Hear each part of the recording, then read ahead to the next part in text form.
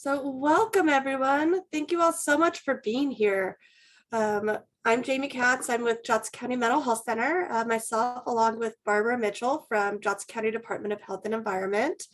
Welcome you today to a presentation that we are hosting with Dr. Steven Thornton, Medical Director of the Kansas Poison Control Center. So I will let you guys know a little bit about Dr. Thornton. So Dr. Steven Thornton is a K-State University alumni who received his medical degree from the University of Kansas School of Medicine. He completed residency training in emergency medicine at University of California, San Francisco, Fresno, and fellowship training in medical toxicology at the University of California, San Diego. He is a board certified in emergency medicine, medical toxicology, and addiction medicine. He's an associate professor of emergency medicine at the University of Kansas Hospital, the medical director of the Kansas Poison Control Center, and staff medical toxicologist at the University of Kansas Hospital, Children's Mercy Hospital, and the Kansas City VA. He has particular interest in drugs of abuse, especially novel psychoactive substances, and has multiple peer-reviewed publications on this topic. So really excited to introduce Dr. Thornton. I should also say that we are able to provide this training through a grant through Kansas Department of Health and Environment focused on opioids. So with that, Dr. Thornton, you can take it away. All right, thank you for that introduction. Hopefully everybody can hear me.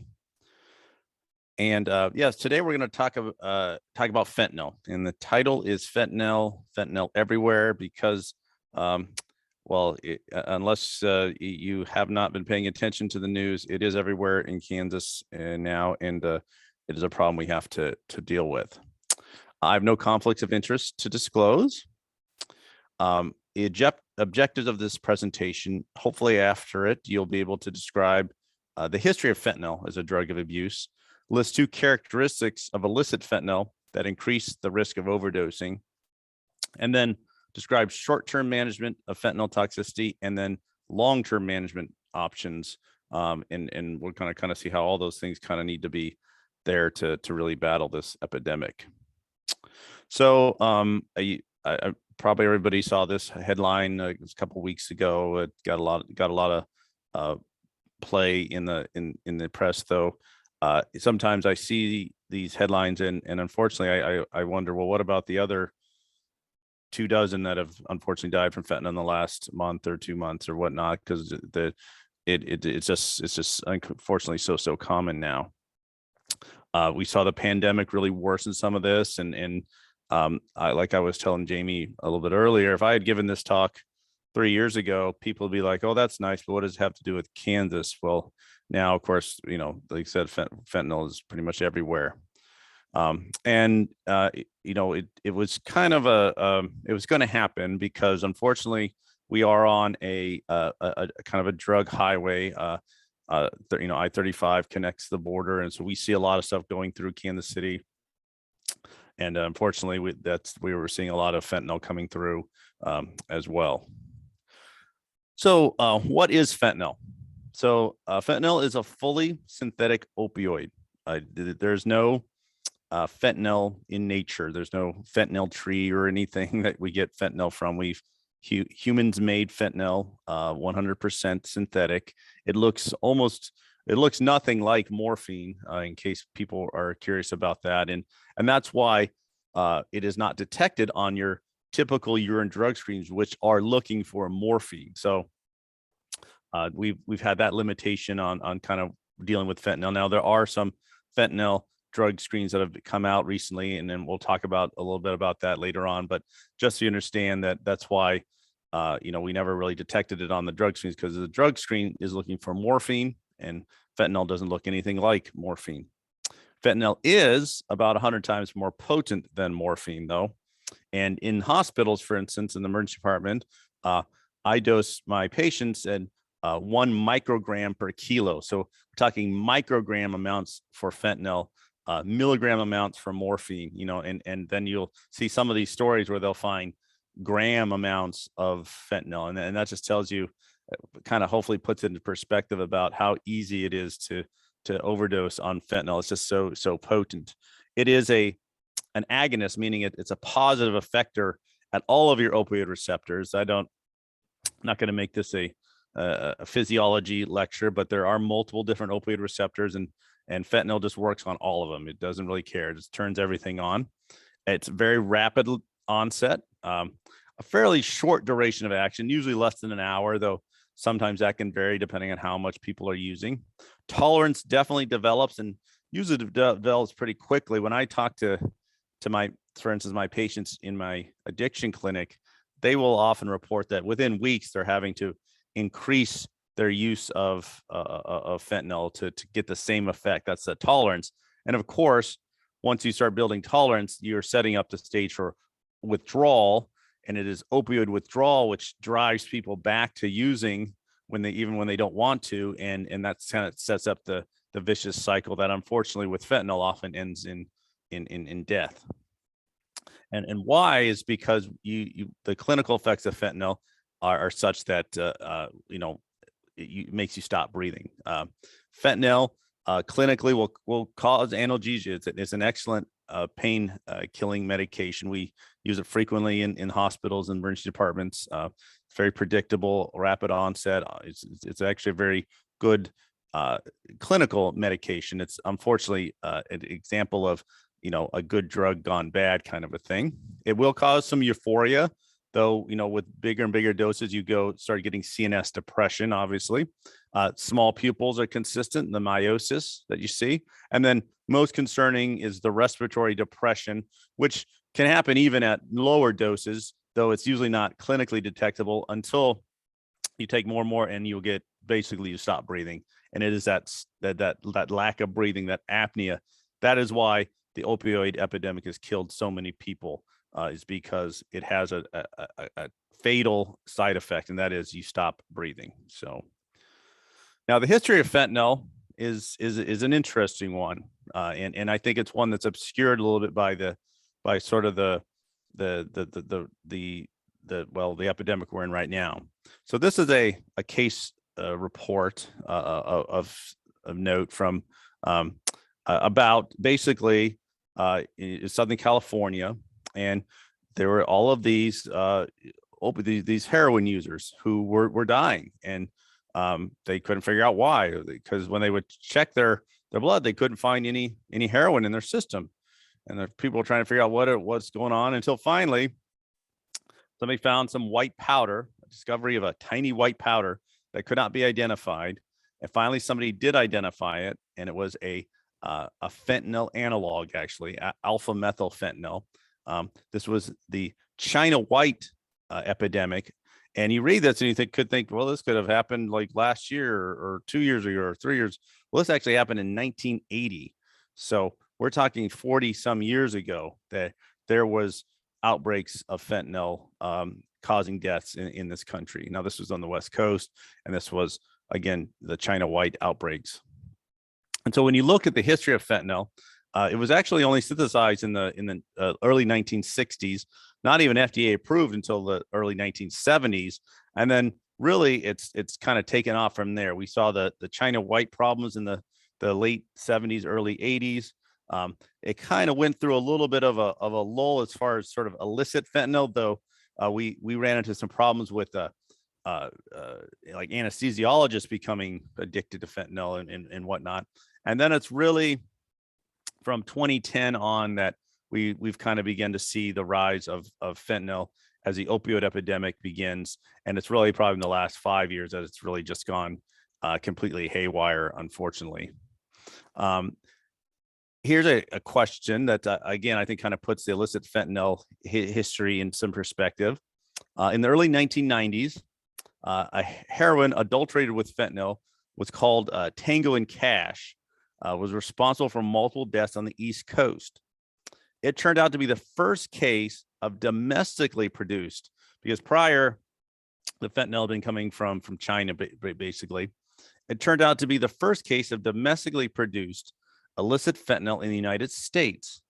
It was a big time manhunt. The DA, FBI, everybody was involved, and they finally found the person who was producing all this fentanyl.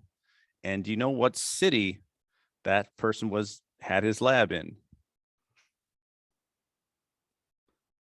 Well, believe it or not, it was good old Wichita, Kansas. And this is the George Marquette, the original Breaking Bad, so to speak. This was a high school dropout who liked chemistry and basically built a kind of a mini empire on making fentanyl and selling it to cartels, and they would put it in their heroin, and went on for 4 or 5 years, and he evaded the police for a long, long time, and he finally got caught. But that was the first fentanyl lab in the United States, was in Wichita, Kansas.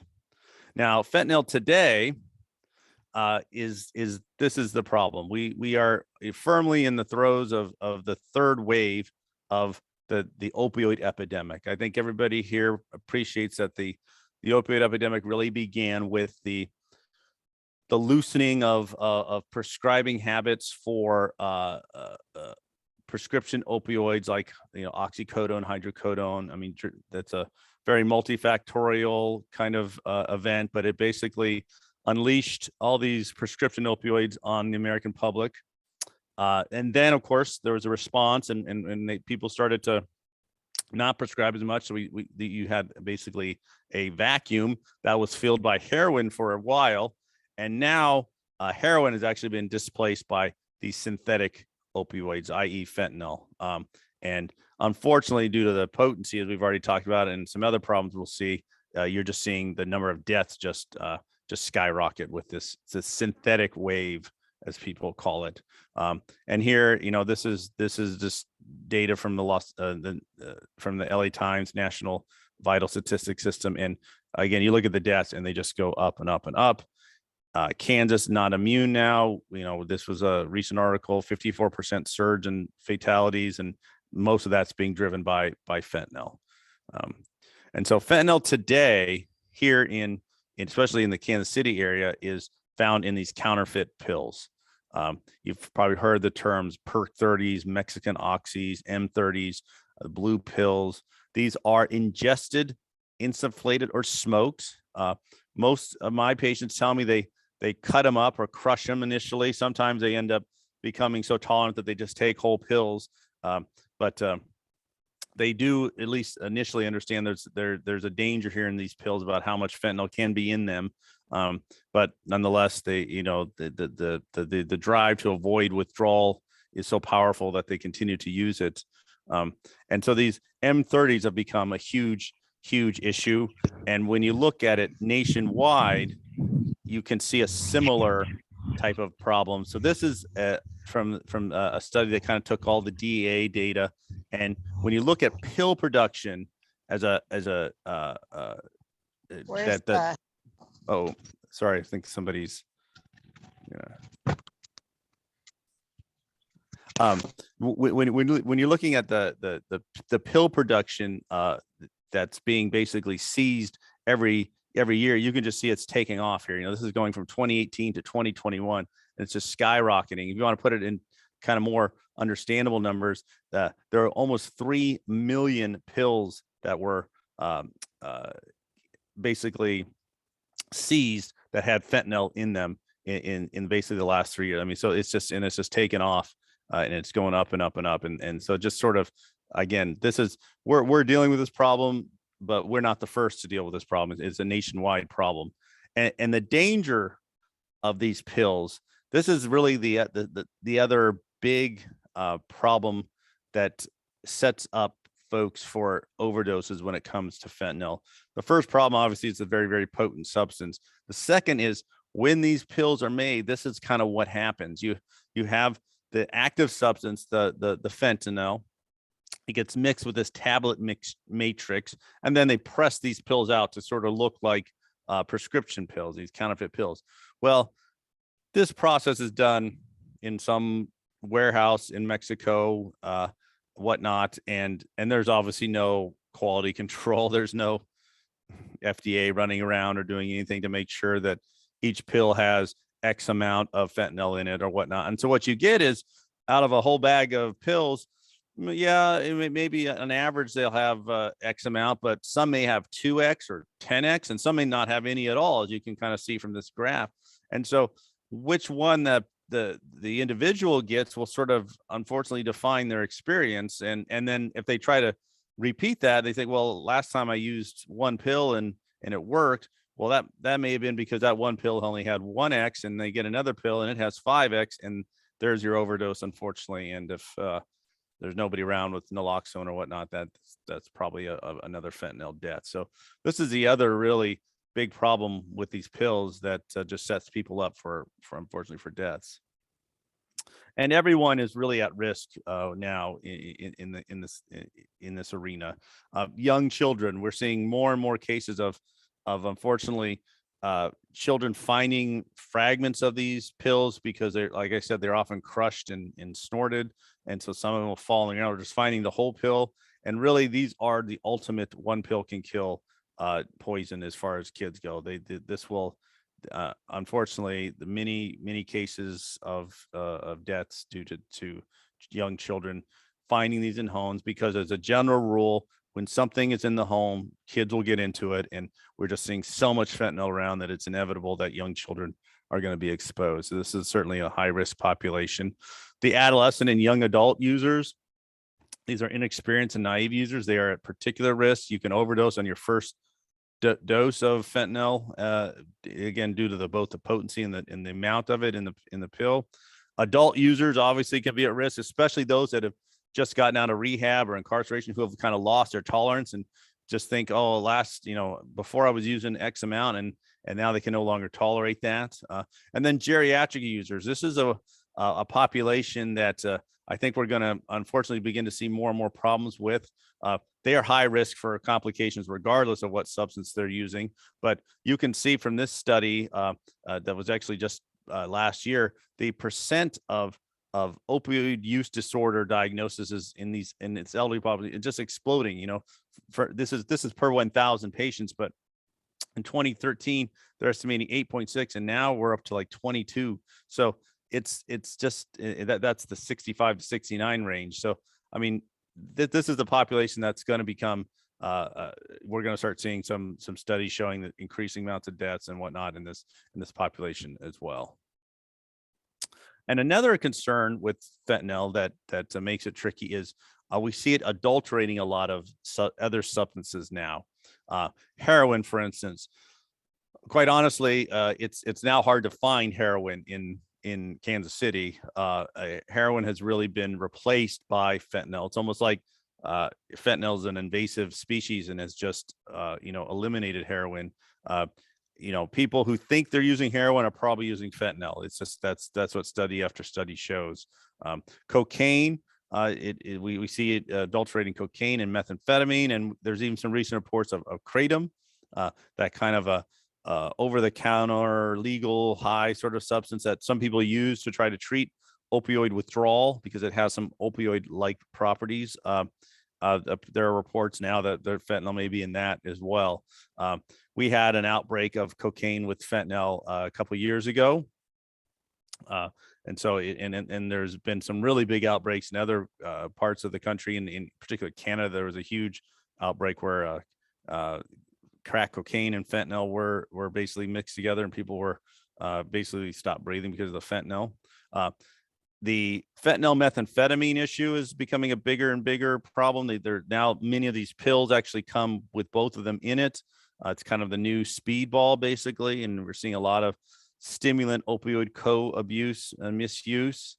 And then this is the quite honestly the public health nightmare of all nightmares, in my opinion, is if marijuana started to become laced with fentanyl. If that actually, you'll see stories in the press every now and then, like this one, and it basically you would be taking obviously the most widely used substance, and now you're putting maybe the most deadly substance with it. It would be a complete and total nightmare scenario, as if we're not already in kind of a nightmare scenario. Fortunately, for whatever reason, this has never actually been proven analytically. It's never been proven to be true. There's always reports, and then when they later on do the investigation, turns out no, the marijuana was not laced with fentanyl. These are just polysubstance users, and yes, they use fentanyl and they use marijuana. So we haven't seen it yet. I hope we never do, because I do think this could really, this could be a complete game changer as far as, again, taking the most widely used substance and adulterating it with something as deadly as fentanyl. You would have a lot of deaths. Unfortunately, it would cause quite a stir. And then, ironically, fentanyl has kind of graduated to the point where it is now being adulterated with substances. And one of these is a substance called xylazine. It is a veterinary medication that can be obtained to basically tranquilize large animals. It has a kind of an interesting history. It was synthesized in the early 60s. It's actually a very powerful clonidine-like drug. Many people may know clonidine is a medication we sometimes use for blood pressure, also used for ADHD. But xylazine is basically a super powerful version of that. It doesn't take much to knock out like cattle. In 1.1 milligram per kilo will do that in most cattle. It has a duration of action that's a couple hours or so. But what's interesting is since the early 2000s, it's been reported as both an adulterant and a drug of abuse. It's a particular problem in Puerto Rico, for instance, has had a long problem with xylazine. But now we are seeing more and more cases where fentanyl is adulterated with xylazine, and xylazine will cause very similar type symptoms. It will cause CNS depression. It will cause small pupils. It doesn't make you stop breathing. It just kind of makes you breathe a little less. So it's a medicine. It's a drug that can basically exacerbate some of the toxicities of fentanyl. And we are seeing more and more of it. So in that sense, fentanyl is unfortunately kind of graduated to the big time in the sense that it's now being adulterated itself. And so we're talking about a tranquilizer of cattle. Well, everybody is always worried about the elephant tranquilizer that can be found and has been found in some fentanyl products, sometimes on its own, carfentanil. And carfentanil is an example. The carfentanil, for those who aren't familiar with it, is a super potent fentanyl analog that actually the Russians used as a weapon. They aerosolized it and they pumped it into the theater that you may remember probably a decade or so ago. Some terrorists took over a theater in Russia and they held a bunch of hostages, and the Russians basically diffused that situation by poisoning everybody with carfentanil. They aerosolized carfentanil and they pumped it in there, and everybody basically passed out. Unfortunately, many people died because they didn't have Narcan to reverse some of the effects, but that did highlight that it can be used as a weapon. And these fentanyl analogs create a lot of stir because, well, when you're talking about a carfentanil, you're talking about an incredibly potent substance. But there are many of them that have now been identified. They are basically the result of organic chemists gone bad, is what, if you want to think about it that way. You take the basic structure of fentanyl, and then any organic chemist can just start adding something here, taking something away. And every time you do, it's a little different chemical, a little different drug, and that can change the potency. Some can become super potent like carfentanil, and there are others that are actually much less potent than fentanyl itself. And we really don't know which one that's going to be until people basically create it and test it, because many of these have never been tested or tried in humans before. Some are medications that we've seen before, but others nobody had ever even thought about. They are sometimes found alone, meaning some people just get acetyl fentanyl and use that. But more often than not, they seem to come sort of mixed in with fentanyl. People might add it to try and increase the high or whatnot. So there's really no rhyme or reason to that. This graph just kind of, again, sort of gives you an example of what happens with these sort of analogs. You take this core structure, the fentanyl structure, which is there in the middle, and 100 times more potent than morphine, and you can kind of see how it just kind of radiates outward, it blossoms outward, and that's how so many of these can be created, because it just takes adding a a methyl group here or a fluoride here, and you're off to the races. And that really can change the potency. Again, you can see carfentanil here over, or that's on the which one was carfentanil? I'm sorry. I guess, I'm sorry, carfentanil's not, carfentanil's L. Yeah, the 10,000 times more potent than morphine. And then you can see other ones like this methoxyacetylfentanyl, which is less potent than morphine. So it really can change depending on which one you're talking about. This is the alpha methylfentanyl that was in the China White. It's 7,000 times more potent than morphine. So kind of all over the place as far as the potency, which again raises the risk of, buyer beware when it comes to using these substances. So managing this fentanyl threat, there's short and long-term solutions that I think we have to kind of think about. There's detection, acute treatment, and then long-term treatment. And I think all of these play a role in addressing this epidemic. So detection, this is actually kind of more of a novel idea, something I think that's been used in Europe for a while, but the United States has probably only caught on here in the last maybe 5 years or so.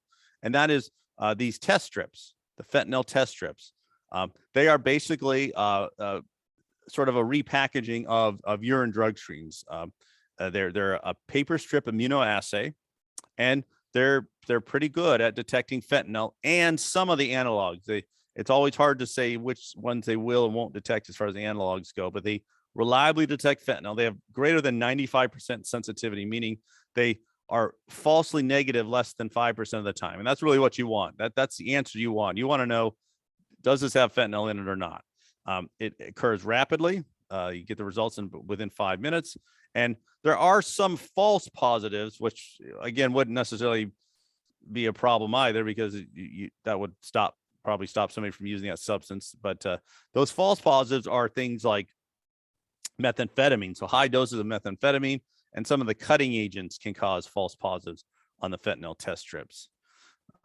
But a bigger challenge with these fentanyl test strips is their availability. So studies have shown they work. They do change people's behaviors. People actually want them. They want to know. You talk to a lot of opioid use disorder patients, and they don't want to use fentanyl. They know how dangerous it is, but they can't avoid it. It's in everything, or it's in things they don't even know it's in. And so there have been many studies showing that the fentanyl test strips are desired. They get used. They do change behaviors.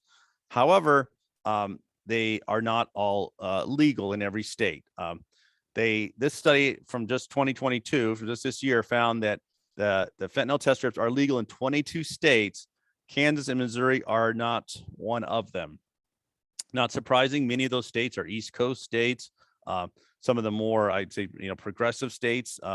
And honestly, this is probably an area where we should probably look at trying to add Kansas and Missouri to this list to get these products out there so that people can test, can avoid fentanyl, can basically protect themselves if they so desire.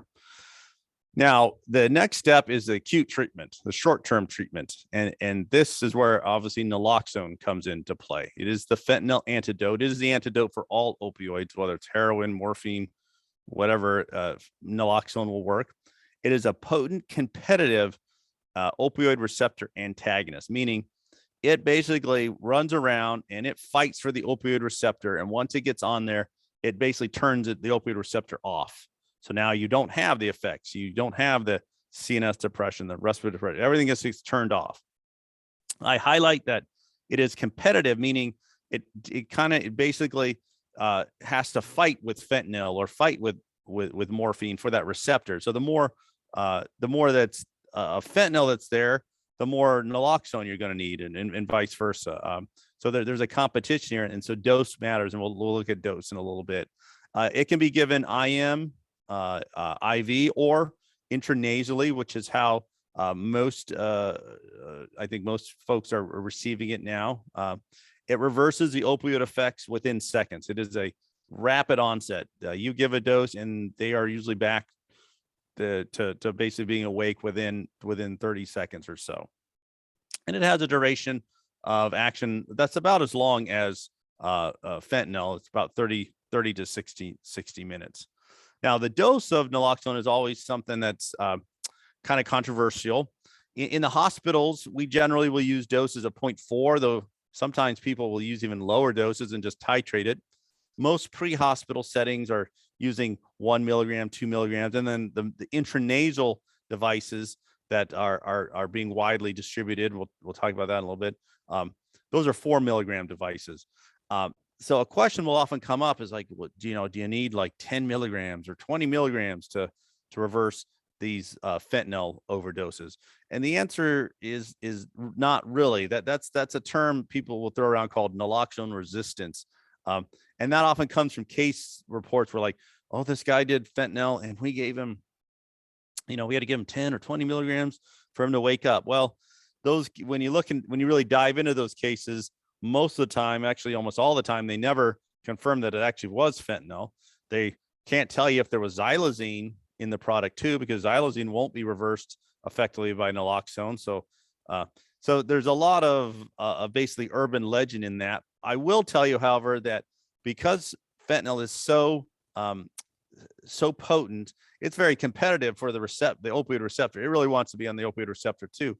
So it does take it is not uncommon to have to give repeat doses of the naloxone or give it for a long time in order to kind of overcome fentanyl. But generally, we don't have to start out with like 10 milligrams up front. You might have to give a milligram and then like 30 minutes later, give another milligram or something of that nature. So that in that sense, there is some naloxone resistance, but it's not the case of where, oh, I gave the person, 50 milligrams and nothing happened. That's not consistent with the medical literature. Of course, naloxone or Narcan can cause opioid withdrawal. That's in a sense what it does. And precipitated opioid withdrawal can be life-threatening in some populations, particularly the geriatric population. So that's another problem with the geriatric fentanyl users, is if you do reverse them with Narcan or naloxone, they could have heart attacks and strokes and whatnot from this sort of very intense sympathetic storm that occurs after an opioid withdrawal. If anybody's ever seen somebody in opioid withdrawal that's induced by naloxone, they are miserable. They are sweating. Their heart rate's super high. Their blood pressure is super high.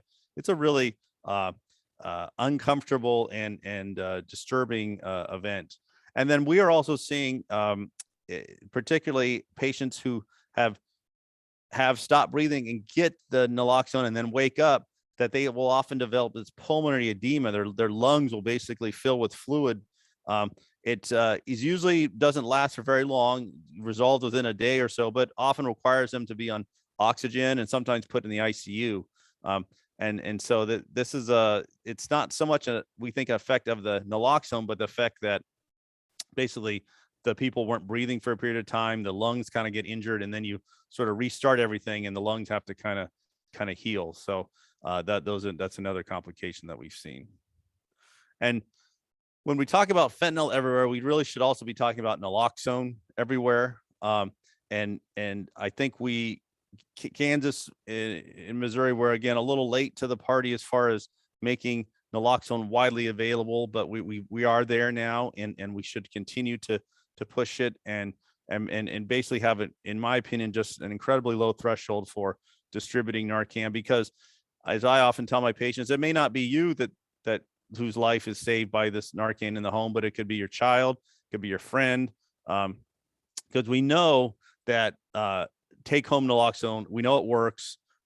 We know it doesn't make people go run out and use drugs. There was a lot of concern I wouldn't say a lot, but there was concern among some populations that, oh my gosh, if we start giving people Narcan, they're just going to go out and party because they know they can't die, kind of a thing. And that's just not, it didn't prove to be a logical concern.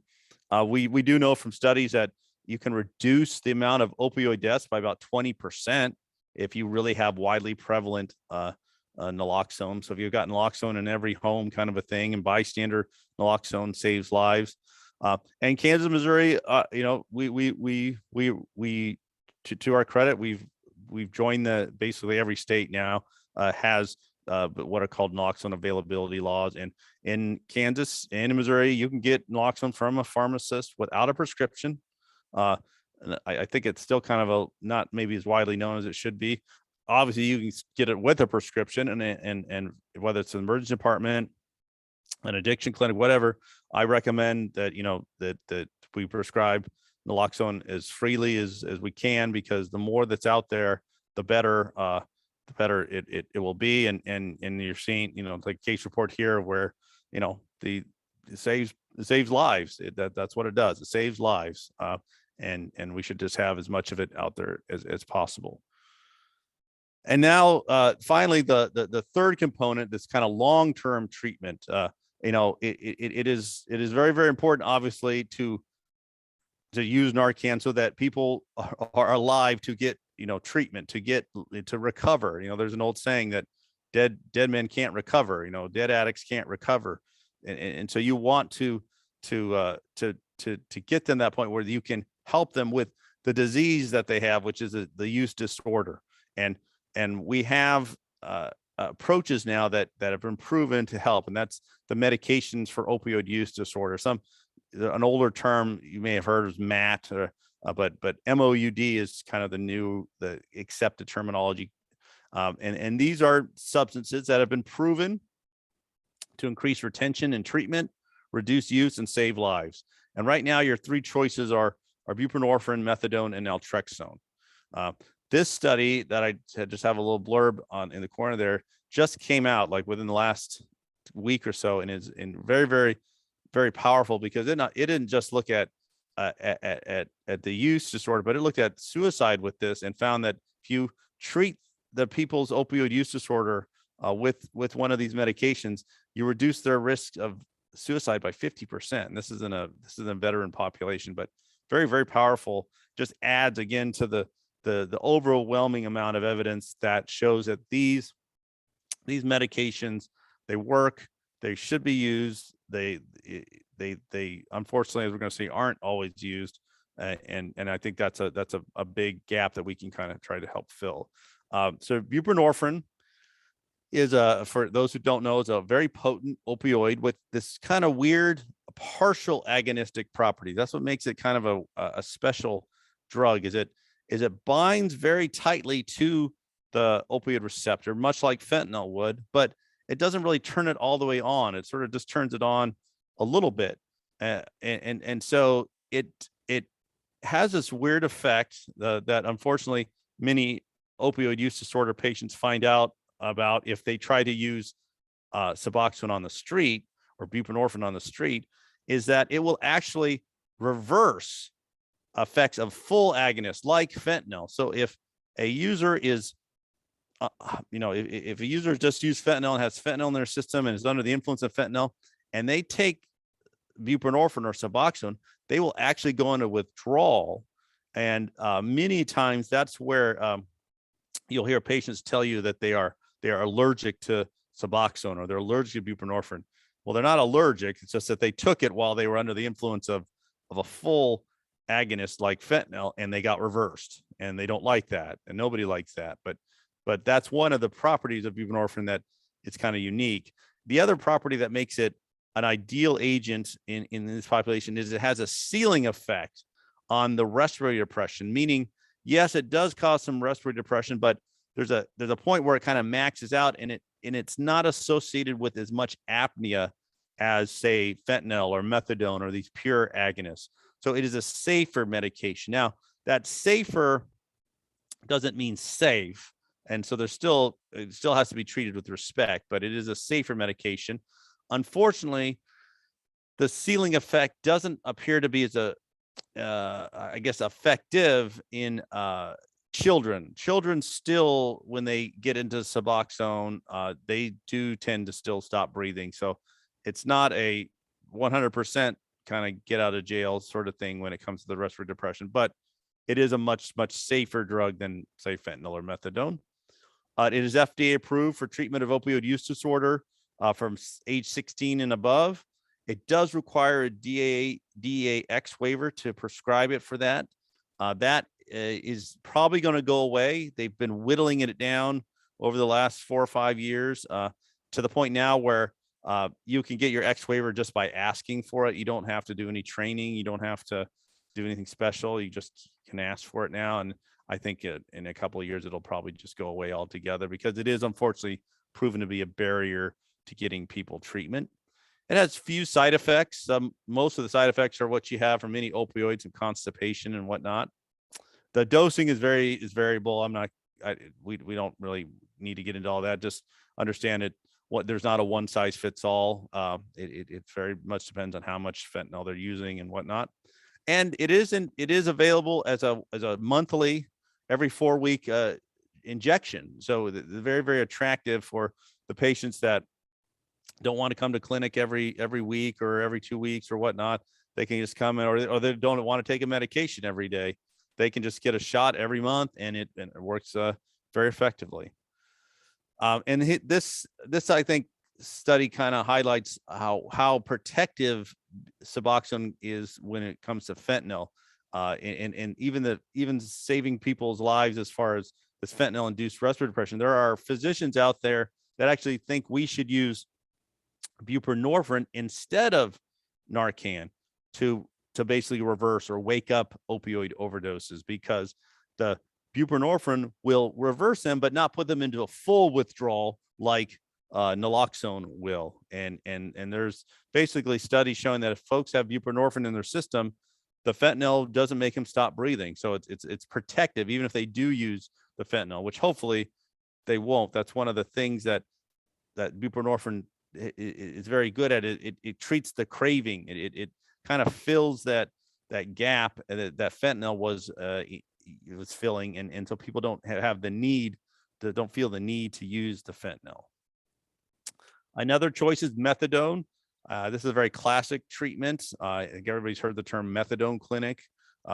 It is a very potent, long-lasting, full opioid agonist. Methadone is very powerful. Methadone will block the other effects of opioids because of how powerful it is. Unfortunately, methadone can cause all the toxicity of an fentanyl. I mean, it'll cause you to stop breathing, everything. It has a very significant drug interactions and side effects. It's got cardiac side effects. So it is not the most ideal medication. It must be administered via federally regulated clinics. Many, I think, the benefits of a methadone clinic result from the daily interactions that folks have when they come to get their dose. It kind of gives them a structure. But the drug itself does work. If you're on methadone and you take heroin, you really won't feel any effects of the heroin, because the methadone is basically sort of blocking everything else out. Its dosing is also very variable, and you generally start low and go titrate up slowly. And then finally, there's naltrexone, and this is a potent, long-lasting opioid antagonist. So it's like a long-lasting Narcan, basically. And just like Narcan, it completely reverses and blocks the effects of opioids. It will very, very effective in that. It is also used for alcohol use disorder. Some of you may see it used in those patients. It has effects on basically when it blocks the opioid receptors, that sort of reduces the reward feedback of a lot of substances. Naltrexone's actually has some decent, I'd say decent data on stimulant use as well. So we may see it start to use a little more often for like methamphetamine, stuff like that. But in the opioid world, it is very, very effective, because if you're on naltrexone and you take an opioid, you won't feel anything. There will be no effects. Problem is the withdrawal that comes at the beginning. So to get onto naltrexone, people have to be off opioids for like 2 weeks. Well, if you can be off opioids for 2 weeks cold turkey, then you've kind of, some people argue, well, how bad of a opioid use disorder do you have if you can just stop for 2 weeks and then start this medicine? So naltrexone's it's one of those that I think is like a great idea on paper. It's just that implementing it is a little difficult in the real world, because patients don't want to go through withdrawal to to then be put on a medication. That's something they just want to avoid withdrawal. Withdrawal is such a negative thing that they don't want to go through it. And of course, if they are under the influence of any opioid, if you give them naltrexone, they will go into full-blown withdrawal, and it can last quite a long time because the naltrexone will not wear off as quickly as, say, Narcan does. We usually dose at 25 to 50 milligrams a day. It also is available for a monthly IM depot, this Vivitrol, which actually I think has some places, particularly in situations where patients are forcefully, I say forcefully detox, like for instance, prisons, starting them on this in the prison. And if they were committed to use, I mean, then they would be treated for the rest of their, their days, and they would not have to worry about, overdosing or anything of that nature. So I think that this monthly depot has some potential in certain populations, but again, still faced with kind of the challenges of who's going to basically quit for 2 weeks to get on a medication that was supposed to help them quit. It's kind of a weird situation naltrexone is. Unfortunately, there are long odds on all the long-term treatments. Study after study shows about 25% of patients with opioid use disorder are treated with medications. Over 50% of people with opioid use disorders aren't treated in any way. And that highlights a need again and I think it is changing, but a need to look at opioid use disorder as a disease, as we look at high blood pressure or diabetes, and not accept. I mean, I don't think anybody would accept the fact that if we only treated 50% of our diabetics, I mean, that's just, nobody would say, oh, that's great. That's a good number. So this is just taking a cultural change through medicine. And I think it's happening slowly, but you have to start looking at opioid use disorder as a disease. And then we know that substance use disorders start in young adolescent and young adulthood, right? That's where these diseases start. Unfortunately, it's those populations that actually get the least amount of treatment. This study I thought was pretty stunning. When they looked at these populations, they found that once you got over age 25, there was a decent amount of plans to refer for medication treatment. But look at the ages 12 to 17. I mean, that's where the disease is kind of starting in less than 2%. And it speaks to a lot of people's uncomfortability using those medications we talked about. Though with buprenorphine, I mean, there really probably shouldn't be that. I think that's more of there's a stigmata there that like the X waiver and all that kind of stuff creates. But this is just a tremendous opportunity to treat these patients, and because these are the patients that also will die because they're naive users and whatnot, and so just a tremendous treatment gap there that we kind of need to try and close somehow. And so in conclusion, hopefully now you guys know that illicit fentanyl has been around at least for 40 plus years, but we are in a full-blown epidemic. It's the potency, this inconsistent tableting, and the presence of analogs all contribute to potential toxicity, the risk of overdose. These counterfeit pills are all over the place. They are big public health risk for all age groups. The fentanyl test strips are very reliable, and I think we should. I just think they should be legal in every state because they are definitely a very useful risk reduction, harm reduction intervention. Narcan, naloxone is the short-term antidote, and buprenorphine is the best long-term answer, in my opinion. The one that can be most readily mobilized to large amounts of people, but both of them need tremendous increase in availability to really stem the tides of this epidemic.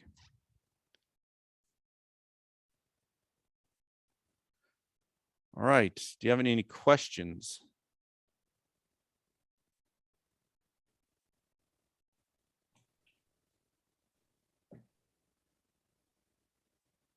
Can we speak? Can you hear us? Yeah, I can hear you. Oh, okay, great. What is the method of treatment for adolescents who have a polysubstance disorder, say a meth and fentanyl heroin disorder? So, so I'm addiction medicine board certified, but I'm always very fast to tell people I'm not an addiction psychiatrist. And I think anytime we talk about treating any substance use disorder, it is important to understand that medications are just part of the picture, right? And obviously counseling, therapy, all those things are very, very important. You probably even, I would argue, in some of the adolescents, the studies even more important than in adults. But as far as treating the polysubstance part, obviously you're gonna focus on cognitive and counseling and whatnot. But for instance, there is some attractiveness if there was an alcohol use disorder and an opioid use disorder, then naltrexone really is attractive, right? Because it has evidence for treating both. Naltrexone may have some evidence for methamphetamine, so it would be so that's why naltrexone is always so attractive. It's just that getting patients to that point of, okay, you're going to need to go through withdrawal, and then you're going to feel fine. Then we're going to start the medication. It's often hard to get them to buy into that versus Suboxone, where okay, yeah, you're going to start feeling like you're going to go into withdrawal, and then we're going to start the Suboxone. You're going to feel a lot better. That's people are much more that's an easier sell than the naltrexone. And then as far as methadone goes, there's just not a lot of methadone clinics that will see teenagers. It's not that it's necessarily can't be done. It's just that there's just not a lot of even in the psychiatry world, there's adult psychiatry and pediatric or child psych, and the adolescents sort of get lost in that translation, so it's a tremendous problem. In my clinic, I will treat adolescents, but I have to make sure my only sort of requirement is that there's that I work closely with a psychiatrist that's also seeing them to kind of help, because I like I said, I'm the first to admit I'm not a psychiatrist, and I don't, and they definitely have skills that I don't have. So. Gotcha. Is there how do they help? Is there treatment for going through withdrawal? I mean, is there something that can help get them through that 2 weeks of so we can use medications like clonidine, Phenergan, these symptomatic treatments. There's actually an FDA approved, basically it's a version of clonidine that's like super expensive, but they got FDA approved to treat that, because we use clonidine all the time. So there are medications that you can use to kind of help reduce the symptoms. None of them sort of get rid of it completely, unless you put them back on an opioid. And so yeah, there are ways to make it less painful. I mean, because that's what opioid withdrawal, abstinent induced opioid withdrawal, meaning you just stop taking your fentanyl, and it is not a life-threatening process, but it is it's a miserable process. Folks just hate it.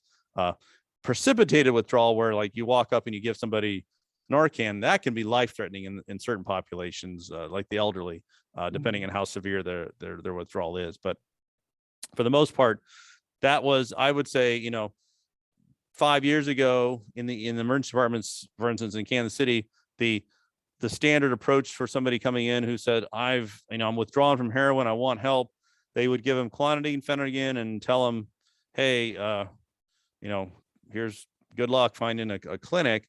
Now, I think at least more people would consider in that population starting buprenorphine, Suboxone, and some people will say, well, what if they don't follow up? How about that?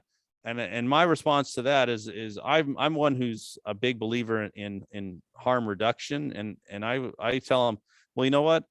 Even if he doesn't follow up and he just uses the Suboxone I give him for 2 weeks or 3 weeks, well, that's 3 weeks where he wasn't using fentanyl, and that's 3 weeks where he's probably not going to die. And I mean, there are studies showing that in patients who present to emergency departments after an opioid withdrawal, opioid overdose, and they've been reversed, and they come in, like 1 in 10 or 1 in 20 of them will die within a year. That's an incredibly high, and these are not old, these are young people. So the years lost of life is incredible. I sometimes I don't get passionate about the fact that we spend so much money on cancer. There's so much money in cancer, and I'm not saying we shouldn't help, but cancer is a disease of the end of life for the most part. What we're dealing with here is a disease that takes people's lives from in their most productive times, and yet we spend, not even a fraction of what goes into to cancer on substance use disorders and the results of it. So it's a shame, but it's reality, but I do think we're doing some good things, and I think we just have to continue to press forward. Thank you. Dr. Thornton, this is Kevin Kufel with the Adolescent Center for Treatment, and may sound kind of silly, but I'm curious about urine drug screens. Will the buprenorphine or the Suboxone, will that show up as like an opioid on a drug screen, or what will we be finding there? So if you're using the standard urine drug screen, which again looks for opiates, morphine, and then some of them are specific for like oxycodone, right? Well, unless your screen is specific for buprenorphine and it'll say buprenorphine, you will not detect Suboxone or buprenorphine on any urine drug screen, just like you wouldn't detect fentanyl. For instance, at KU, we've only now added a fentanyl urine drug screen. So finally we can screen somebody's urine and say, yeah, there's fentanyl in it or not. So out basically in the I would say the rest of the world, if you're taking a drug screen for employment or whatever, or unless it specifically says buprenorphine, you're not going to detect it. It will not be accidentally detected, because buprenorphine is also a fully synthetic drug. It doesn't exist in nature. It doesn't look anything like morphine. So there's no cross reactivity. You have to look for it specifically. And unless you're in a pain clinic, most places aren't going to do that, or an addiction clinic, or those are the two where you might do it, but you wouldn't see it typically. No. Right. Thank you very much. We've added fentanyl to our standard panel, both. Oh yeah, I think that's a huge, yeah. That's a huge, and what you can do now is you can do all these, you can replicate all these studies where you ask the kid, hey, are you using fentanyl? And they're like, no, I stay away from it. And then you drug screen them and it's in their system, and you can tell them, well, look, even though you didn't want to, even though you thought you were avoiding it, it's there. You can't avoid it. It's, it's everywhere. So great. Thank you, Doctor. Mm-hmm. Dr. Thornton, you mentioned earlier that you had concerns for the lacing of fentanyl with marijuana. I've heard cases in East Coast that actually have that going on, and people end up in the hospital, whatever, due to not being able to breathe and things like that, right, from lacing in marijuana. Could you tell me what your concerns are with that? You said that would be a dangerous time and things like that. Yeah. Well, so the reason obviously it would be, in my opinion, a nightmare is because it's just a sheer numbers game, right? I mean, look, the opioid epidemic is a huge problem, but there's, maybe 3 to 5 million opioid use folks. But you talking about marijuana, right? I mean, you're talking like 10 times that. And so if even half of those started being exposed to fentanyl, that that your numbers just skyrocket, and as you said, well, as we found out here, I mean, it doesn't take very much fentanyl, right, to potentially kill you. So it would just be a perfect storm of a whole bunch of people being exposed to a very, very potent substance. Now, I know, many of the poison center folks out on the East Coast, and I've heard the same stories.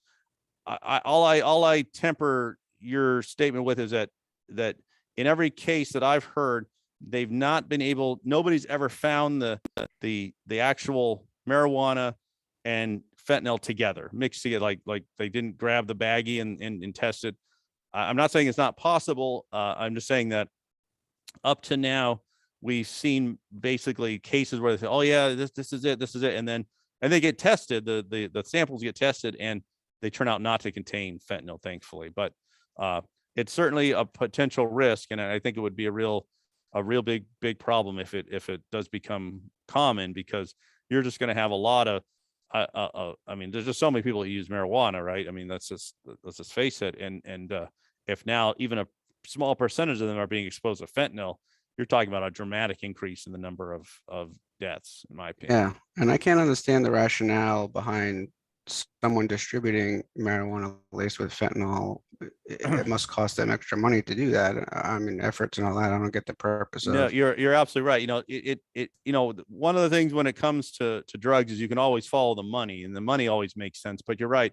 Other stuff, I mean, just a little off topic, but we know that fentanyl, or that the marijuana has been laced with these rodenticide anticoagulants, right? The rat poisons, and causes like the bleeding problem. And nobody's been able to figure out why that is either, so some of these things defy logic, but of course, nobody's gotten, I don't know if you can get in the minds of the cartels and whatnot, but you're absolutely right. I don't know why they would do it either, but it certainly is a risk. Thank you. Dr. Thornton, I had a question about administering intranasal Narcan to a patient if you find them to be apneic. Will the onset of action still be just as rapid if they're not breathing, or should an IM route be preferred? What's important to note is that with the intranasal, there's no absorption via the lungs. It's all via the mucous membranes. So as long as you get it into the mucous membranes, actually you would still have a response. In my opinion, that would be at least faster. Again, both are going to be fast, right? That's the great thing about Narcan, but intranasal would still be a little bit faster, in my opinion, than intramuscular. And study after study shows, even if they're equivalent, the chances are people are going to use an intranasal device way more than an intramuscular device. Back when people were trying to figure out what should we distribute, I don't know if anybody here is aware, but a company actually made a EpiPen like Narcan administrator, Vizio it was called, and it was cost like $300-$400, and it would talk to you and tell you, take the cap off, put it on the thigh, and all this kind of stuff. Well, what people figured out since then is if you can get rid of needles, the chances of people using something is way higher, and so that's why I think 99% of take-home bystander naloxone is now the intranasal, and it does work just as quickly, and it works when they're not breathing. A part of it, I think, also is the fact that you're giving a lot. You're giving 4 milligrams, and in those cases, hey, you just want to get them breathing again. So if you throw them in a withdrawal, well, that, unfortunately, it's not ideal, but you'd rather they be alive and in withdrawal than not.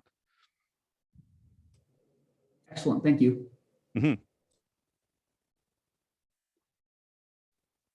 So I asked this group, do any of you have any experience with the fentanyl test strips?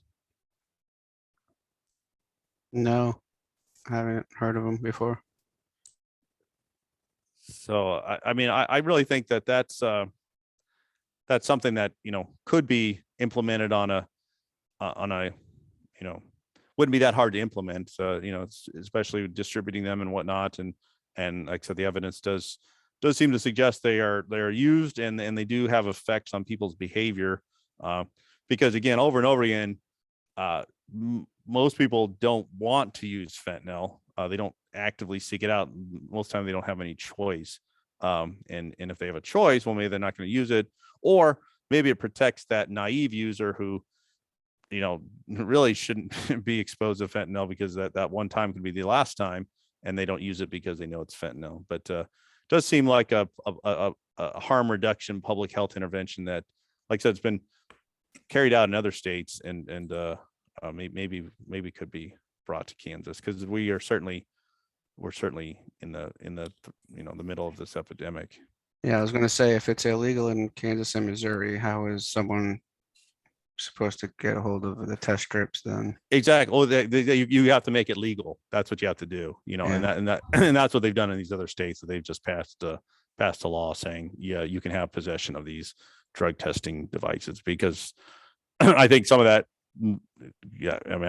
goes into other parts about who you don't want all this stuff running around, because then people can make drug, those kind of concerns. But I think again, those are probably not what one would consider evidence-based stances. Like I said, it kind of reminds me a lot of the arguments against Narcan. Was like, well, if we get all of this Narcan out in the community, then that just going to make more people use drugs because they're going to know that they're not going to die, and that's just not a realistic interpretation of the facts. It's kind of like, in theory, if they're worried about someone creating drugs to work around the strips and all that stuff, since those individuals are already creating the drugs themselves to get around the legalities of the existence of that anyways, and doing that illegally, I'm sure that they would also get their hands on the test strips if they really wanted to do that anyway. Yeah, exactly. So it's not helping, it's hurting us, the society anyway. It's a great example. You're absolutely right. It's a great example again of, I think it's ironic, but the eliminate or risk elimination, the just say no kind of generation continues to have on us is it's great. Hey, I'm the first to say, you know what, it would be great if nobody ever did any drugs. I'd be out of a job, but that would be great. But I think everybody on this call knows that that's just not realistic. And so, but what is realistic is trying to reduce harm, trying to allow the addict the opportunity to recover by not letting them die from their overdose. That's reality. The reality of just say, hey, just don't do it.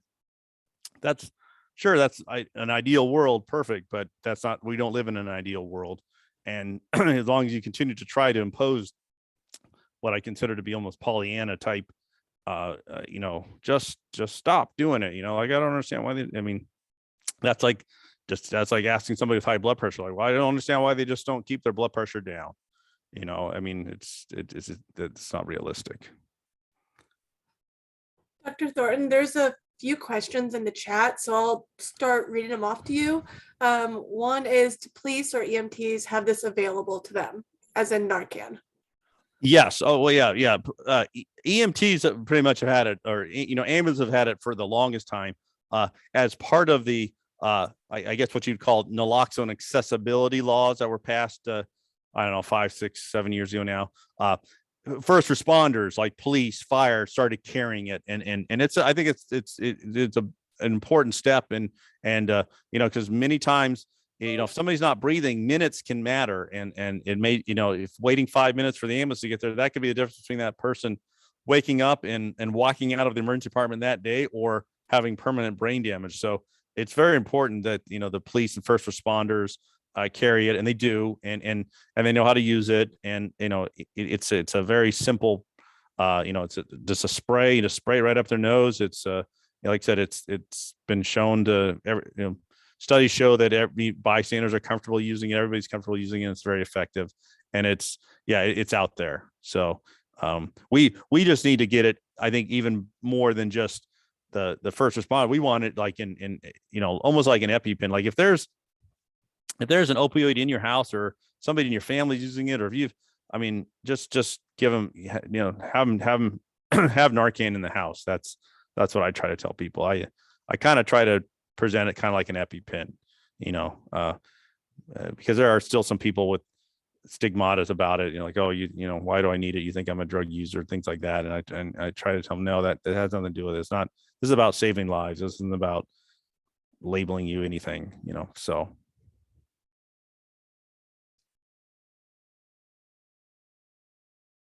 And the next question is Narcan available in schools? School nurses can carry it. That was also part of the law as well. And I would push for any school to have it in the nurse's office. Yes, because overdoses do occur at schools. So yes, the school nurses can legally have it, implement it. Anybody can legally give it. Any bystander can give Narcan, and any bystander can go to a pharmacy and get it without a prescription. Does it cost money? Yes. I'm not gonna tell you it's free. There are some states that provide it for free, but we're not one of those. But but it can be acquired without a prescription. Okay. Because because Narcan is really the perfect. It's an incredibly safe drug. If you haven't done an opioid and you get Narcan, nothing's going to happen to you. It's a completely, nobody's allergic to Narcan. They don't get anaphylaxis. It is a completely, and that's why, for instance, in the pre-hospital world, Narcan's given a lot. It's just sort of like, well, this person's not waking up. Let's just give them Narcan, see what happens. I mean, that is a very common scenario. And the reason they can get away with that is because it is a very safe intervention. It's either going to work or it's going to do nothing. And so, and that I think makes it an ideal, like, over-the-counter medication, really. I mean, that's almost what it should be viewed as. And so that's why it's so effective.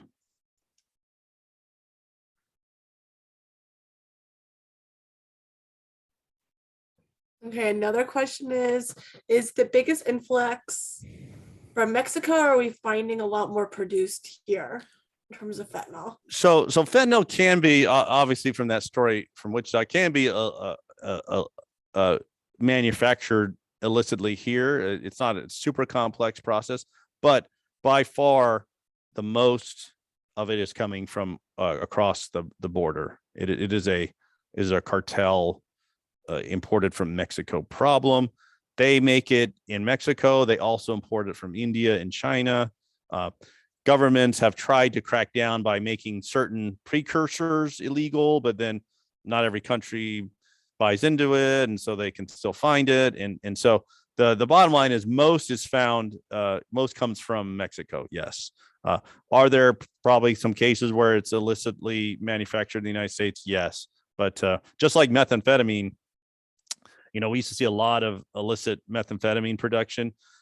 Most of that's now just coming from across the border, because they can, again, when it comes to drugs, if you follow the money, it usually makes sense, and they can make it a lot cheaper, a lot more of it, a lot easier, a lot faster, all that stuff down in Mexico than they can here in the United States.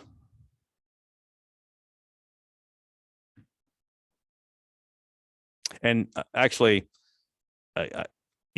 working at KU in Wyandotte County, I see a lot of, we see a lot of Hispanic users, unfortunately, and they all tell me the same story, that, yeah, this stuff comes from, across the border. And now there's a lot of articles looking at the impact of the fentanyl in Mexico itself, because they're obviously people have started to use it there and whatnot. So it's not just a United States problem; it's becoming a global problem.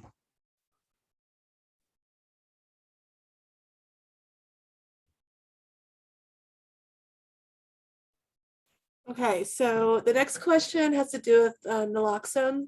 So since there's an increased need for multi-use naloxone for emergency responders, should they be carrying more naloxone to combat the needed increase for the higher prevalence of fentanyl? And should they be using the products that are stronger?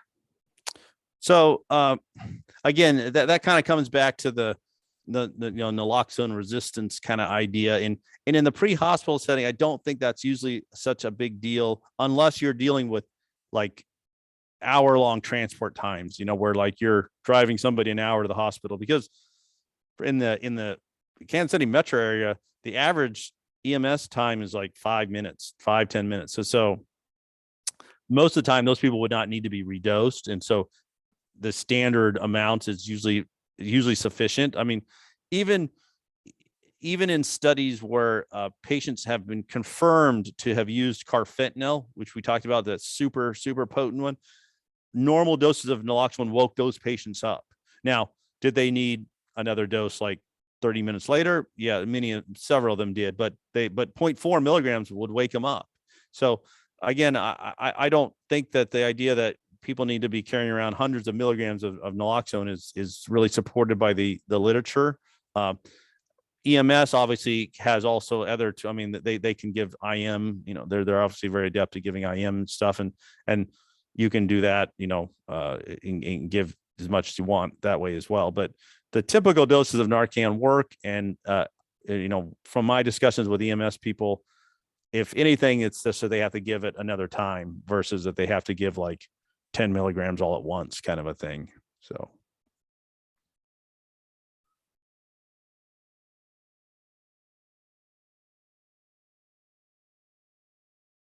Okay, so there's another question. What is the best way to locate Suboxone providers to refer patients for their continued maintenance of Suboxone? That is a good question. That's part of the bottleneck. That's part of the gap, the treatment gap. You know, I started my clinic less than 6 months ago and it's already completely full, you know, and that doesn't mean there aren't more people seeking, you know, we have a tremendous gap. So here's the thing is anybody can be a Suboxone provider as long as they have the X waiver. So it doesn't matter if they're addiction medicine, family medicine, internal medicine, psychiatry, you know, they can, you know, so obviously the first thing to do would be to look around for any addiction clinics. But unfortunately there is not I'm not aware of any sort of directory that lists all of them that, you know, oh, you could go here and it's a big problem. I'll be the first to admit it. We even at KU, huge medical center, there's only like 4 people who do addiction medicine, 4 or 5 people. Children's Mercy, they almost have like none, you know, it's this huge need, huge problem. That I know how to solve it. It would just take a whole lot of money. And that's you know, that's something that just doesn't get, you know, money would solve a lot of problems, right? But we don't have unlimited amounts of money. So I wish I could give you a better answer than that, but it is one of the big challenges for these patients is finding the providers. I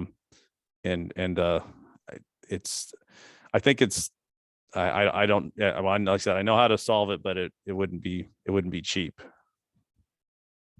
Dr. Thornton. Hi, this Yes. is Rupa Sethi. Oh, Dr. Seth, see, there's my mentor herself. Yes. No. Me and Shweta, Dr. Babar were answering at the same time, but there is the SAMHSA website, SAMHSA, and I see Dr. Babar has even put a link in the chat. You can go to that website and there is a search bar there which says locate a buprenorphine provider. You can put the zip code area where you live and it will pull up a list of all the providers who have X waiver in that area. And normally, I would say normally they will have a phone number next to that provider that is in the SAMHSA database, and you could call that phone number. Now, as Dr. Babar also mentioned, that database is sometimes not up to date, but at least there is a list of providers in the area that you could try.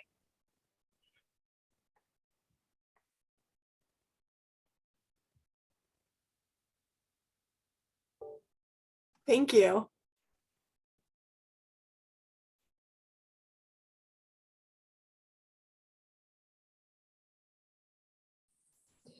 KU Med Clinic does have the addiction clinic and they will serve ages 16 and above. There is a clinic in Wichita that will serve 15 and above, and I'll try to get that in the chat here shortly.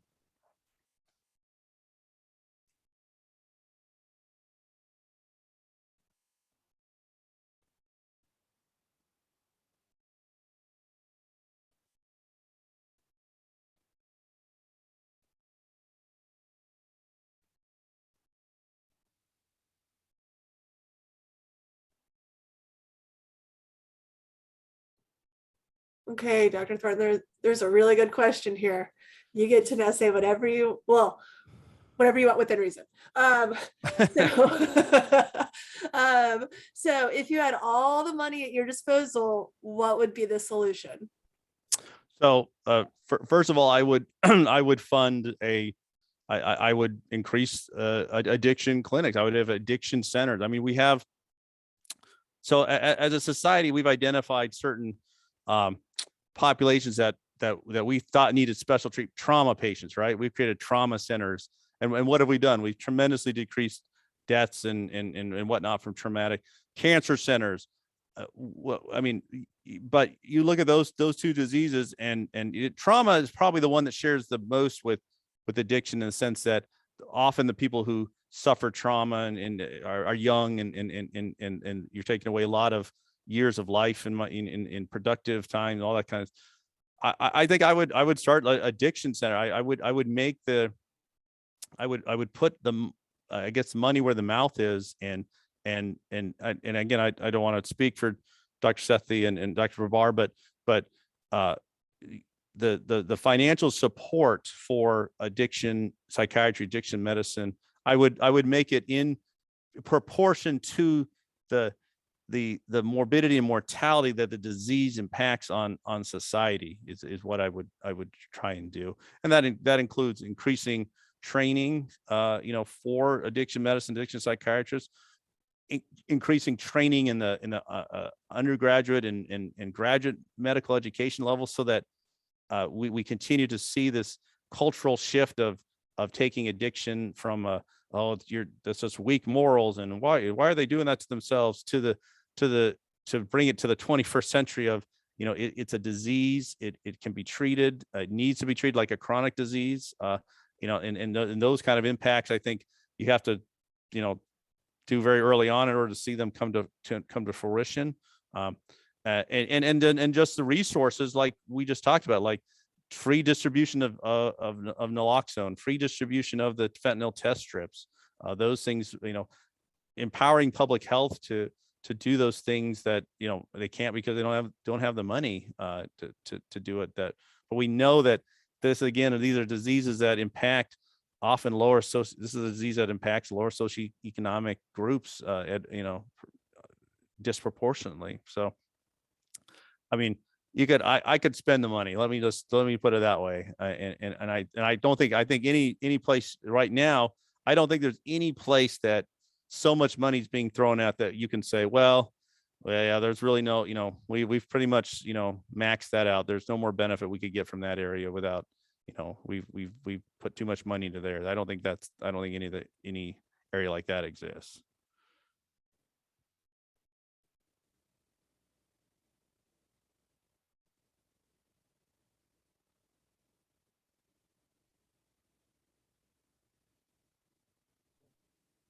Okay, so there's another question. So how does equity show up or not in this space? Are we still criminalizing people in communities of color, or proposing treatment and providing education like this? So I think there's a lot of improvement that can be made. I do think that there was at one of the toxicology kind of national meetings, one of our keynote speakers was a recovering opioid user, use disorder patient, and he kind of gave his whole life story about how he recovered and everything, and then it was very, very pointed, but one of the physicians kind of stood up and said, well, the only reason you even had a chance is because you're white, and it sort of brought that thought about equity to the forefront, and we see that. It certainly, I'm not going to say, again, it's not a problem that's been solved, and it continues to exist, and certainly the stigmata of addiction remains very, very powerful, especially when applied to, I think, to minority groups, and that makes it challenging to help them through it. And so, like I said, I don't think there's any that we're not anywhere near perfect. I'll grant you that. I think people are understanding it and trying their best. It still does remain a tremendous challenge of changing cultural views and people's opinions of a disease, in making them understand that it is a disease and not just a choice or weak morals or why don't they just stop kind of a thing. I mean, like I said, that just say no continues to be a lingering problem, I think, in addiction treatment. It's this thought that, oh, you just say no, just don't do it, and that's just not reality. It'd be great, it'd be a utopia, sure, but if we're talking about utopia, then I want it to be 72 degrees and sunny every day, but that's just not realistic.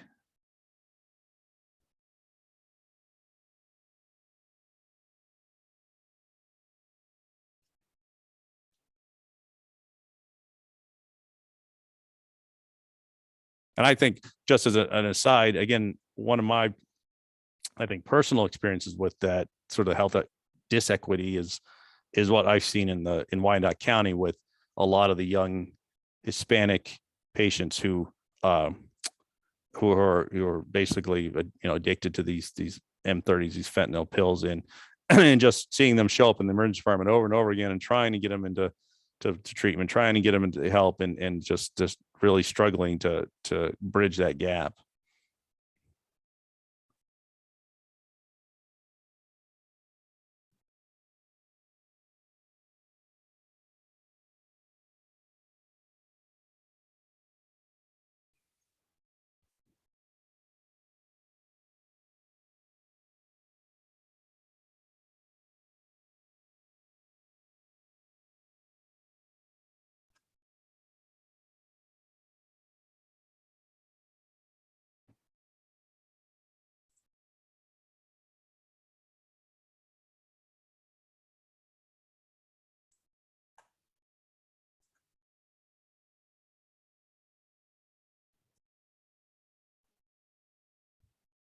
So Dr. Thornton, I'm looking for a few more questions.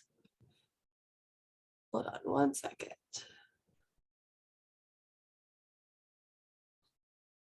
Oh, there was a question about expiration of Narcan. Does it expire? And kind of what's the cost of replacement? Or yeah, replacement times. So it does it. Yeah, all I think all FDA approved substances have to have an expiration date, and I believe Narcan's like a couple years. It's generally, though, a pretty, I mean, one of the dirty secrets about expired medications is that most of them are still perfectly fine. It's just that, well, there's a bunch of different reasons why they put prescription or expiration dates, but nonetheless, usually it's a couple of years. You'll see it. It'll say it on the box.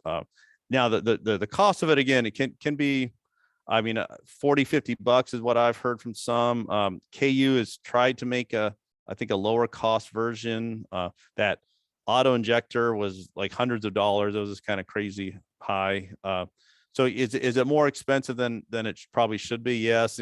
Narcan, naloxone has kind of fallen into this weird situation where it is a generic drug, but there's actually been shortages of it, and we don't really make probably as much as we need to. I mean, that if going back to that question about if I had all the money in the world, that's also something I would try and fix, is this idea that, like, why don't we have, why does a country like the United States have drug shortage of critical drugs like naloxone, but so its price can be a little more than I think people think. It's not like $10 or whatever. I said there are some states that distribute it for free. But yeah, again, that's where money kind of comes into the equation.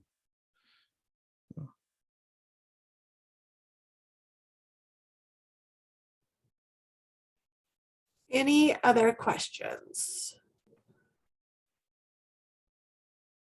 We still have plenty of time. And I know a few different individuals put resources into the chat. Would anybody like to talk about the resources that you put into the chat? I actually had a question. I'm not sure if it's completely related. But last time I was in an opioid seminar, and one of the questions that I had that never really got answered was that Narcan is you can't self-administer it. Suggestions on, not encouraging my clients to not use alone, but at the same time, like letting them know that it is more dangerous to use alone because they cannot self-administer this medication. Oh yeah, you're absolutely right, and I kind of make that point that it's really not. Yeah, I kind of often say, like, this is probably to save, it could save your life, but it probably save somebody else's life, because you could be the one that would save their life. And you're right, that is kind of a, I mean, there, and maybe Dr. Sethi and Dr. Barr can speak to this, but they're in some cases there's already kind of that established culture in with drug users that they don't often use alone. But you're absolutely right, because you're not gonna save yourself with Narcan. It's going to be somebody else. It's going to be a bystander that's going to have to do that for you. So I don't know if that answers your question either, but you're right. It's not ultimately for that. And that was always the irony of the the sort of this, well, when they were first, I guess, getting Narcan to be readily available, was like, well, don't you need a prescription for it? And the reality is, most of the time, the prescription, the drug isn't even used on the person that it's prescribed for. It's used on somebody else, So, and that's just the nature of the beast. So, Thank you. I just wanted to add a little point to what Dr. Thornton said. In our addiction clinic, when patients come in with relatives, or when we are having, discussion with them and giving them Narcan, we oftentimes tell them to let whosoever they live with, let that partner or let their parent know where this Narcan is lying. And in a case that they see them unconscious due to some reason, or any other family member, that they could potentially use this medication as the first line thing while they call 911. And most of our patients have, when they have Narcan, they will tell us that they have used it on a relative or somebody, and everybody in their house knows where this Narcan is lying. We have a couple of psychiatrists, in fact, who are general psychiatrists, and if they give a benzodiazepine prescription or an opiate from a pain provider, they just give Naloxone or Narcan as a backup for just in case they were to take anything that a family or friend provided them, and they would have this Naloxone in case of an emergency. So use of Narcan has now extended among general psychiatrists as well for any CNS depressants that are prescribed to them. So for instance, benzodiazepines or pain pills as well. So I think it has a lot of value, and having that conversation with the family member or with the patient is of so much value to them.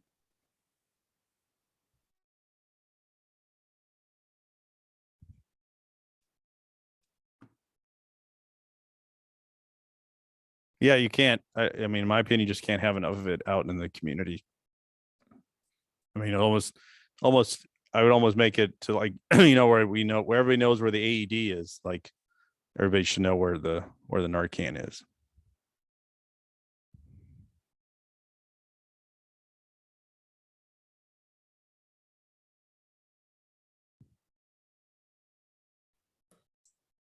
What, Now, you said that the Narcan blocks the receptors. Is that blocking the receptors specifically for like opioids and alike, or to anything? So yeah, it is a specific for opioid receptors. Yeah, it's a how I try to just think about it is if you think about a receptor in a drug as a lock and key, right? And the drug comes on, gets in the lock and either opens it or closes it. Well, what Narcan does is it gets on there and it basically just prevents it doesn't turn it on. And so nothing else can unlock it, and it just blocks it and turns. And so now you, instead of that receptor being on and doing whatever bad things in most cases, because you're talking about, the adverse effects, it just stops, and it prevents anything else from fitting in that lock. And it is very, very, very specific for the opioid receptors. That's why, like I said, sometimes we'll see it get used when there's cases of clonidine or xylazine, like we talked about, which kind of looks like an opioid, but it really won't work for those patients. But for an opioid overdose, it's a zero. I mean, nothing works faster and more dramatically than Narcan. It is literally like raising the dead. I mean, these patients will go from not breathing, blue, to, I mean, within 30 seconds, they're breathing, they're awake. A lot of times they're confused and whatnot, but because obviously they've had basically a near-death experience. But it is a I can't even imagine what we would do without naloxone. It really is a tremendous antidote. And how long does that last in their system? Generally, its duration of action is about 30 to 60 minutes. Most people will tell you 45 minutes. So, it's kind of right in the middle. And then its effects kind of start to wear off. So if you're dealing with something that's very long acting, like that has effects for hours and hours, that's a case where you may have to give more naloxone or put them on an infusion or whatnot. But that's a problem more for like in the hospital and stuff like that. And then how long from that point of let's say their opioid use, could they start the long-term treatment with the Suboxone? Well, that's a good question.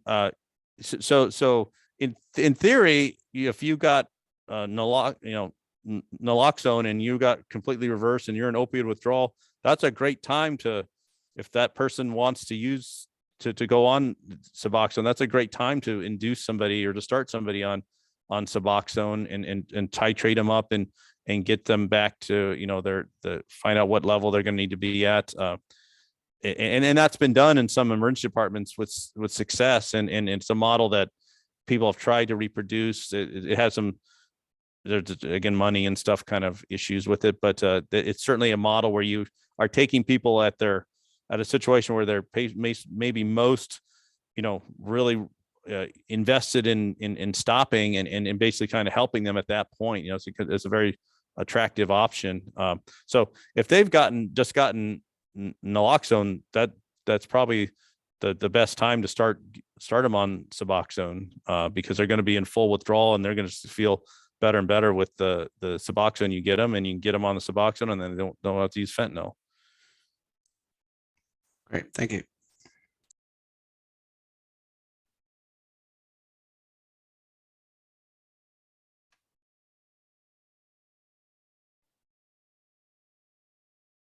Would anybody like to talk about their resource that they put into the chat? We have quite a few resources that were put into the chat.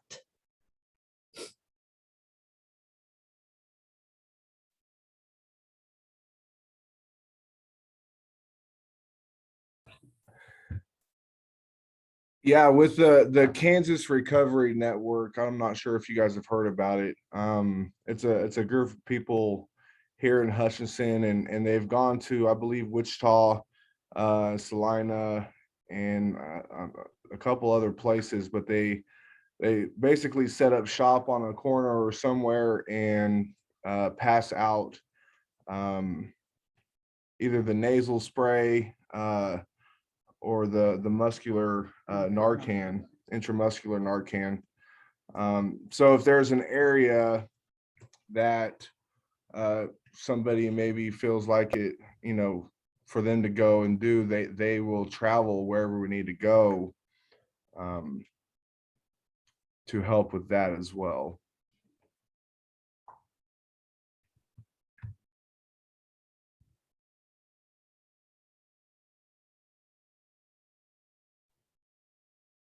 Thank you so much.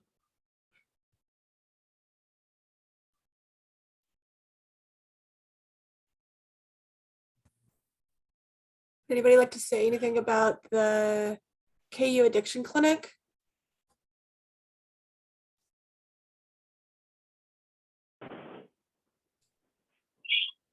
Hi, can you hear me? Yes. Okay, hi. So Dr. Thornton also works in our addiction clinic, and Dr. Babar, who's also here, works there. And my name is Rupa Sethi. I'm another addiction psychiatrist there. We also have a nurse practitioner. So we have a couple of providers and a couple of physicians in the addiction clinic who are all Suboxone licensed. We are, in fact, one of the oldest clinics, oldest methadone programs in the country. We have been out here since 1967, and we run a full methadone program as well. We do Suboxone, like Dr. Thornton said, we do Sublocade, and we do Withdrawal injections, all of them. We also have a grant from the state of Kansas. It is the Kansas State Opioid Response Grant, and in that we can take any patient who is uninsured and a resident of Kansas, and we can provide them services for free. So if you can find any services in your area, and you can always give our clinic a call. We do have openings, and we will try to adjust as much as possible. We do a mix of in-person visits and telehealth visits. So sometimes we start with the in-person visits, and as the patient gets stable, we do tend to move them into telehealth visits. And that's how it. Thanks. Thank you.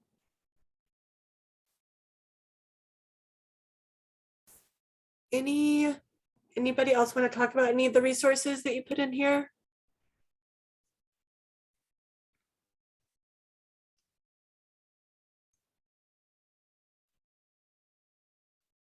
Good morning. This is Sissy McKenzie, and I'm with the Kansas Department for Aging and Disability Services. A couple of the resources I put in there was also the SAMHSA buprenorphine prescriber site, and then also DECA, which also provides free naloxone and training through the State Opioid Response Grant. The State Opioid Response Grant, we're hoping that the next iteration of that will be coming out soon. It's forecasted for the end of this month, but that would be for the next couple of years, we're hoping. But right now you can use that link to access resources there. Thank you. And thank you, Dr. Thornton. What a wonderful presentation. I really enjoyed it. Thank you.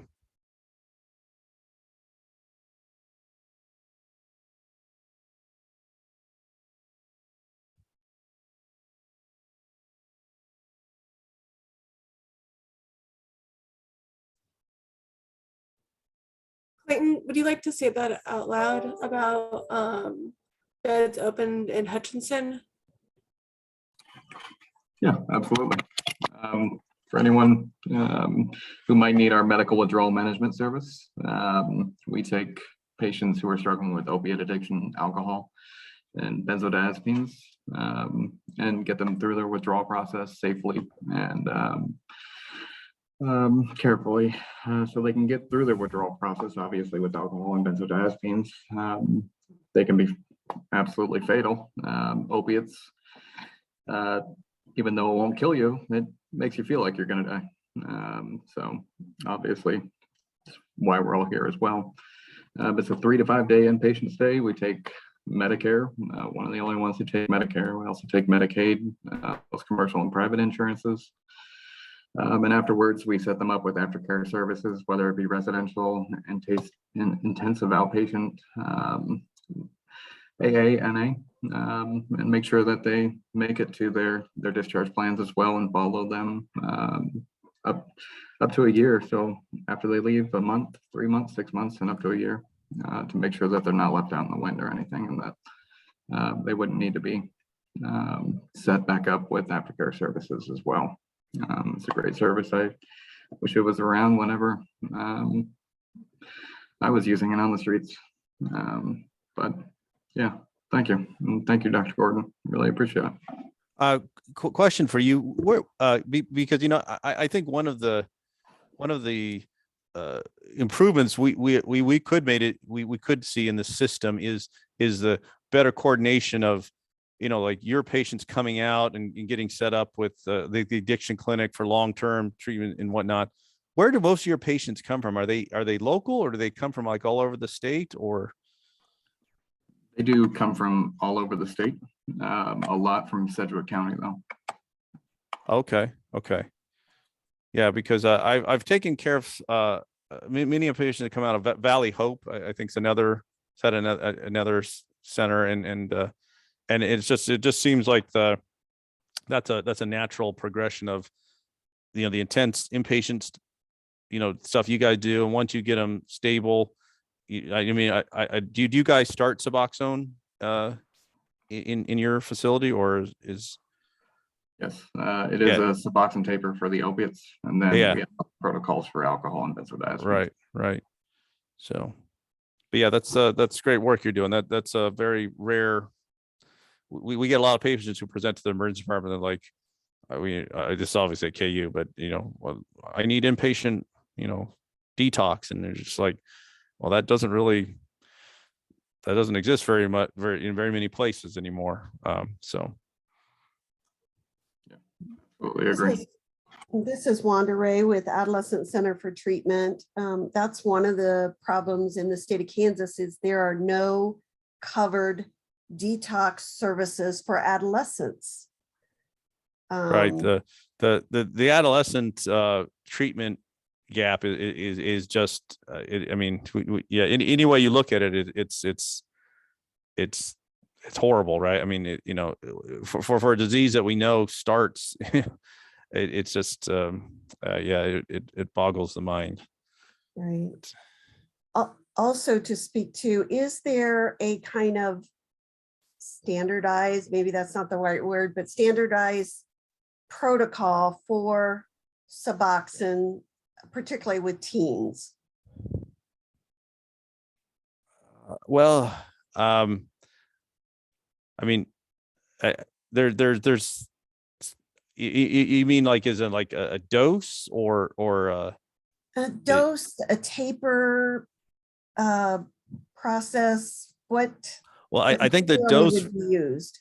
again, Dr. Sethi and Dr. Babar can chime in, but you know, the dose is going to be very, I mean, there's kind of a range, you know, in depending on what you know, like fentanyl, how much and whatnot, you know, range 18, 16, 24 milligrams a day, you know, I think the range is whatever works. And then I do think there's a more of a standardized sort of approach to inducing the, you know, they need to be in a certain degree of withdrawal or have not used for, you know, a certain amount of time, and you know, have to be kind of even that's how they are induced, which is basically meaning how they're started on Suboxone has kind of changed over even in the last couple of years, and I think a lot of it was done in the clinic initially. Now a lot of it's done at home, and there's even like more advanced ways of like kind of doing this micro, where they just take real small amounts, and they kind of taper up over the course of days and whatnot. So unfortunately, I don't know that I guess I couldn't say that there's a standard. I think there's a general guidelines to approaching it, and I would, you know, Dr. Babar and Dr. Sethi can speak to this, but with the adolescents, I think a lot of the difference between them and adult patients is the intensity of kind of the other not non-medical, non-medicine based approaches that are needed, I think, for them to be successful. I think the medications are a very, very important part of the treatment, but in particular with adolescents, I think the cognitive, behavioral and counseling, those are often just magnified. Their importance is magnified in the adolescent patient, in my opinion. Right, and we have found in our process that we will get the calls to get residential treatment for the client, and we have a wait list, and so that exacerbates the problem, and being able to get them in or keep them there when they are going through withdrawals too is difficult. Yeah, no, you're absolutely, yeah, absolutely right. It's just I'm a staff toxicologist at Children's Mercy, and I've kind of asked, you know, I've kind of told them I really think that's something that someone needs to take a lead in, and you know, I figured, you know, them being the children's hospital, you know, that would be a natural place for them, but it's just there just doesn't seem to be the willpower to or the money. It keeps coming back to money to sort of make the commitment to it. Thank you.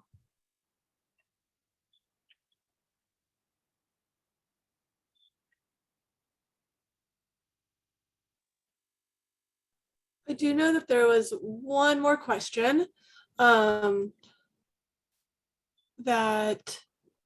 not quite sure, Dr. Thornton, if you're going to be able to answer, or if anybody else wants to answer this one. They wanted to know what kind of by-state educational efforts are going on to to educate youth?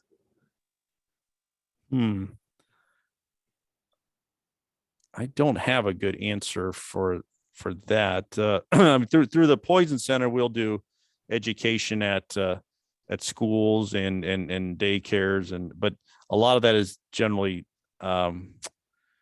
geared more towards the adults of in the room, so to speak.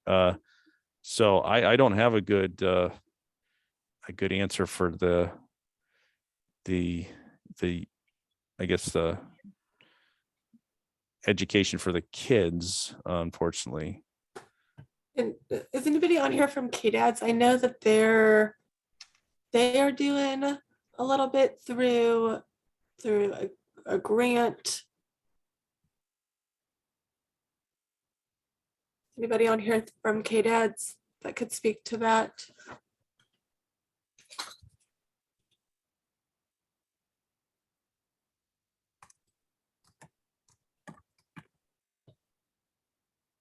So I do know that they are utilizing, let's see if I can find it.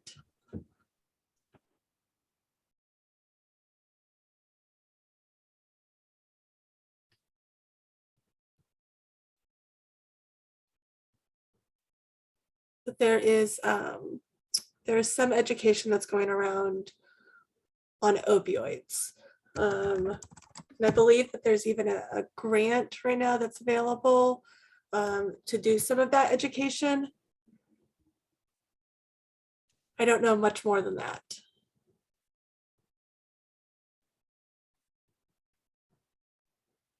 I do know that. Can I add on a point about the youth?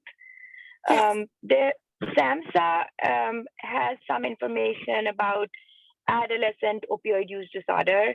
I am forgetting there's also a tip series. So if you were to search in the SAMHSA website and go search tip adolescent, I think it's a tip 31, which might be just general substance use disorder, but they have had some additions on treating substance use disorder and opioid use disorder in adolescents.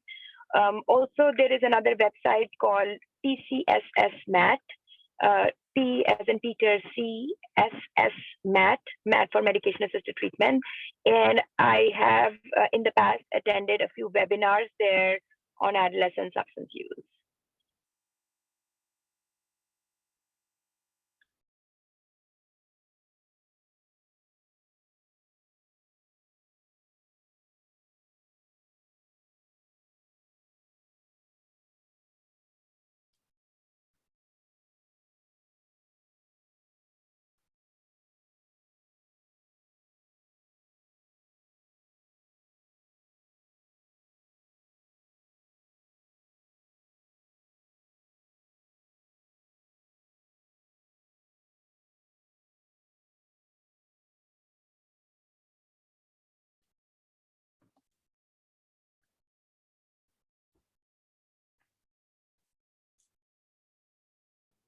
Okay, any other questions? Wonderful. Well, want to thank everybody so much for coming today. We really appreciate it. I know that this is being recorded and we hope to get it onto the website. The website's called yourmedsyourmatter.com. And so hopefully it'll be up on that website. I'm hopeful by early next week. Also, while we are not giving CEUs, we will give a certificate of attendance with number of contact hours. And if you would like that, you can email Barbara Mitchell, and we can put her email into the chat as well.